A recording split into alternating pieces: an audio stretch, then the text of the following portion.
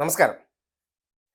മനോരമയുടെ പ്രാദേശിക ലേഖകൻ കോൺഗ്രസുകാർ പറ്റിച്ചതിനെ തുടർന്ന് സാമ്പത്തിക തട്ടിപ്പ് നടത്തിയതിന്റെ പശ്ചാത്തലത്തിൽ ജീവനൊടുക്കിയ വാർത്ത ഇന്നിപ്പോ മനോരമ എങ്ങനെ റിപ്പോർട്ട് ചെയ്തിരിക്കുന്നു നോക്കിയേ. അവരുടെ ഓൺലൈനിലെ ലോക്കൽ പേജിൽ ആ വാർത്ത വന്നിരിക്കുന്നത് കണ്ടാൽ സ്വന്തം സ്ഥാപനത്തിലെ ജീവനക്കാരെ പോലും കോൺഗ്രസിന് വേണ്ടി എങ്ങനെയാണ് ഒരു സ്ഥാപനം ഒറ്റുകൊടുക്കുന്നു എന്നതിന്റെ തെളിവ് കൂടിയാണ്. നോക്കിയേ, മനോരമയുടെ ഓൺലൈനിന്റെ സ്ക്രീൻഷോട്ടാണ്. തിരുവനന്തപുരം ലോക്കൽ പേജിൽ കൊടുത്തിരിക്കുന്ന വാർത്ത: സഹകരണ സംഘം തട്ടിപ്പ്, നിക്ഷേപത്തുക തിരിച്ചു കിട്ടിയില്ല, ആനാട് ശശി മരിച്ച നിലയിൽ.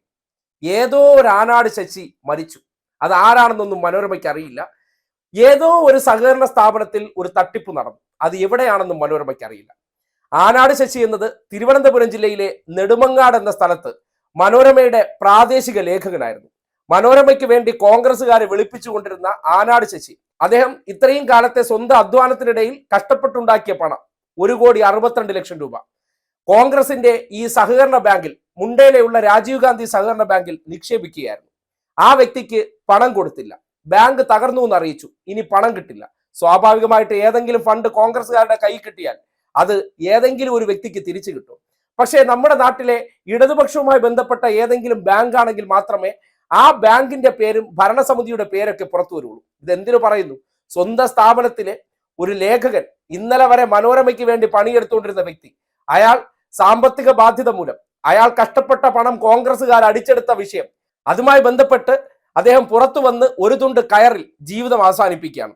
ആ ജീവിതം അവസാനിപ്പിച്ച വാർത്തയെ മനോരമ എത്ര നിഷ്കരുണമാണ്, ആരാണ് എന്താണെന്ന് പോലും അറിയാത്ത രീതിയിലും ഞങ്ങളുടെ ഒരു സ്ഥാപനത്തിലെ ജീവനക്കാരനാണെന്ന് പോലും പറയാൻ മാന്യത കാട്ടിയിട്ടില്ലെങ്കിൽ എന്തൊരു നികൃഷ്ട ജന്മങ്ങളാണ് അതിനകത്ത് ഇരിക്കുന്നതെന്ന് നിങ്ങൾ കാണേണ്ടിയിരിക്കുന്നു. മലയാള മനോരമ പ്രാദേശിക ലേഖകനായ ആനാട് ശശിയുടെ ആത്മഹത്യയിൽ കോൺഗ്രസ് ഭരിക്കുന്ന മുണ്ടേല രാജീവ് ഗാന്ധി സഹകരണ ബാങ്കിനെതിരെ സഹോദരൻ ജയചന്ദ്രന്റെ നിർണായക മൊഴി.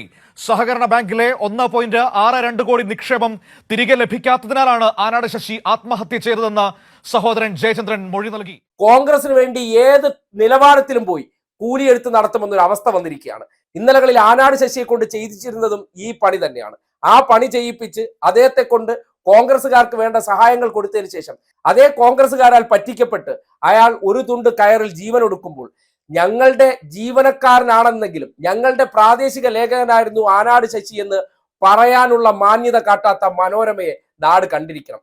ഈ മനോരമ എന്ന സ്ഥാപനത്തിനകത്ത് നിന്നുകൊണ്ട് ഇപ്പോഴും കോൺഗ്രസിന് വേണ്ടി കൂലിയെഴുത്ത് നടത്തുകയും കോൺഗ്രസിനെ അധികാരത്തിലേക്ക് കൊണ്ടുവരാൻ പരിശ്രമിക്കുമ്പോൾ ഇന്ന് അധികാരത്തിൽ ഇല്ലാത്ത സന്ദർഭത്തിൽ പോലും ഒപ്പം നിന്നവരെ പറ്റിച്ച് അവരെ ആത്മഹത്യയിലേക്ക് വലിച്ചെറിഞ്ഞവർ, അവരെ വിമർശിക്കാനോ അവരെ സമൂഹത്തിന്റെ മുന്നിൽ തുറന്നു കാട്ടാനോ തയ്യാറാകാത്ത മനോരമയൊക്കെ ഈ നാട്ടിൽ മാധ്യമ പ്രവർത്തനം എന്ന പേരിൽ നടത്തിക്കൊണ്ടിരിക്കുന്ന ആ ഒരു മാമാപ്പണി അല്ലെങ്കിൽ മാധ്യമ വ്യഭിചാരം എന്താണെന്ന് നാട്ടുകാർ കണ്ടിരിക്കേണ്ടതുണ്ട്. അല്ലെങ്കിൽ സ്വന്തം സ്ഥാപനത്തിലെ ജീവനക്കാരനാണെന്ന് എവിടെയെങ്കിലും ഒരിടത്ത് വെക്കണ്ടേ? ഏതോ ഒരു ആനാട് ശശി, അവരുമായിട്ട് ഒരു പുലബന്ധവും ഇല്ലാത്ത രീതിയിലാണ് ഈ വാർത്ത റിപ്പോർട്ട് ചെയ്തിരിക്കുന്നത്. ഇങ്ങനെ ഒരു സംഭവം ഉണ്ടായതിന്റെ മനോവിഷമത്തിൽ പണം ചോദിച്ച് നടന്ന് ബാങ്ക് തകർന്നു പോയി, ഇനി തരാൻ പറ്റില്ല, പാപ്പരാസിയാണെന്ന നിലയ്ക്ക് അറിയിക്കുമ്പോൾ ഈ നാട്ടിൽ ഏത് ഫണ്ട് കോൺഗ്രസുകാരെ കിട്ടിയിട്ടുണ്ടോ, എന്താണ് അവർ ചെയ്യുന്നു എന്നതിന്റെ ഉദാഹരണമാണ്. പക്ഷെ നമ്മുടെ നാട്ടിലെ മാധ്യമങ്ങൾക്ക് അതൊരു ചർച്ചയല്ല. ആ വിഷയവുമായി ബന്ധപ്പെട്ട് കൃത്യമായി ജനങ്ങളെ ബോധ്യപ്പെടുത്തി കോൺഗ്രസുകാർ ഈ നാട്ടിൽ ചെയ്തുകൊണ്ടിരിക്കുന്ന പ്രവർത്തനം, കാര്യം അധികാരത്തിൽ നിന്ന് പുറത്തു നിൽക്കുന്നതാണ്. ആ സന്ദർഭത്തിലെങ്കിലും ജനങ്ങൾക്ക് നല്ല സേവനങ്ങൾ ചെയ്തു കൊടുത്ത് ഞങ്ങൾ ഒരു മികച്ച രാഷ്ട്രീയ പാർട്ടിയാണ്, ഞങ്ങൾ അധികാരത്തിൽ വന്നാൽ നിങ്ങൾക്ക് ഇതിനേക്കാൾ നല്ല സേവനങ്ങൾ കിട്ടുമെന്ന് തോന്നിക്കുകയല്ല, പുറത്തു നിന്നുകൊണ്ട് ജനങ്ങളെ വഞ്ചിക്കുകയും ജനങ്ങളുടെ പണം തട്ടിയെടുക്കുകയും ജനങ്ങളുടെ പോക്കറ്റ് കൊള്ളയടിക്കുകയും ചെയ്യുന്നവർ. പക്ഷെ കരുവന്നൂർ എന്നൊരു ബാങ്കിന്റെ പേരിൽ എന്തെല്ലാം പ്രചരണങ്ങൾ നടത്തി. ആ നാട്ടിലെ ഒരു മനുഷ്യർക്ക് പോലും പണം നഷ്ടപ്പെട്ടിട്ടില്ല.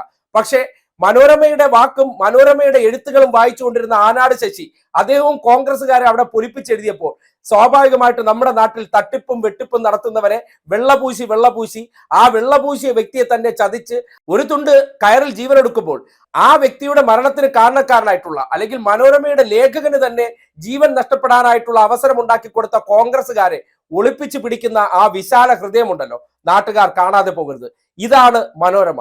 ഇതുകൊണ്ടാണ് ആവർത്തിച്ച് പറയപ്പെടുന്നത് കരുവന്നൂരിലെ ഭരണസമിതി ആരാണെന്ന് പറയുകയും മുണ്ടേല രാജീവ് ഗാന്ധി സഹകരണ ബാങ്കിന്റെ മനോരമയുടെ ജീവനക്കാരനെ തട്ടിച്ച ആ ബാങ്ക് ഭരണസമിതി ആരുടേതാണെന്ന് പറയാത്ത ആ കരുതലുണ്ടല്ലോ, അതിന്റെ പേരാണ് കുഴിയിൽ കിടക്കുന്ന മാമൻ മാപ്പിള ഇടതുപക്ഷം അധികാരത്തിൽ വന്നാൽ വിഷം കുടിച്ച് ആത്മഹത്യ ചെയ്യുമെന്ന് പ്രഖ്യാപിച്ചത് അദ്ദേഹം ജീവിച്ചിരുന്ന കാലഘട്ടത്തിൽ നടപ്പിലായില്ലെങ്കിലും അദ്ദേഹത്തിന്റെ പിൻതലമുറക്കാർ ജീവിച്ചിരിക്കുന്ന സന്ദർഭത്തിൽ അപ്പുപ്പന്റെ അന്നത്തെ ആഗ്രഹം നിറവേറ്റാൻ വേണ്ടി സ്വന്തം സ്ഥാപനത്തിലെ ജീവനക്കാരെ പോലും ബലി കഴിപ്പിച്ചാലും ആ പ്രസ്ഥാനം അത് ചെയ്തു കഴിഞ്ഞാലും അവരെ സമൂഹത്തിന്റെ മുന്നിൽ ഒളിപ്പിച്ചു പിടിക്കുകയും അല്ലെങ്കിൽ അവരെ വെള്ളപൂശി എടുക്കുന്ന മാധ്യമ വ്യഭിചാരത്തിന്റെ പേരാണ് മനോരമ എന്ന് ബോധ്യപ്പെടാൻ ഇതിനേക്കാൾ മറ്റെന്ത് ഉദാഹരണമാണ് വേണ്ടത്?